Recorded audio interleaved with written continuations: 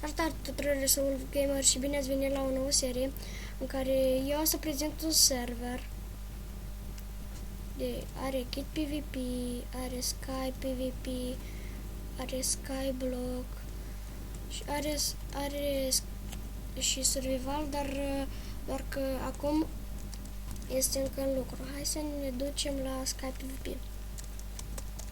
Aici vedem, eu am asta. Vedeți, și sunt niște kituri. Este kit default, care vă dă asta la toți. Și o mărim. Kit vot, nu puteți.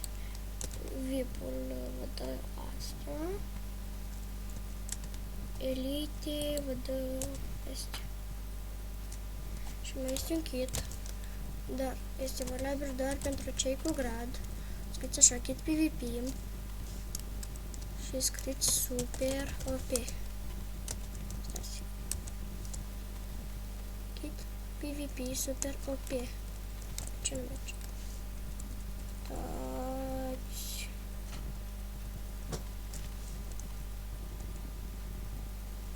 Așa, PvP kit super OP. Și câștigați astea.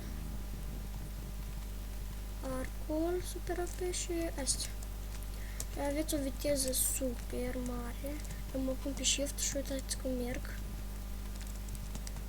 Uitați. Doamne. Să mă pun să nu mai fiu pe shift. Uitați. Uitați. Repede. Și are mai multe, dar că o să vă arăt în următoarele episoade. Uitați cât de departe am ajuns. Așa că cădeți în voi să nu vă pierdeți itemele. Dați doar așa.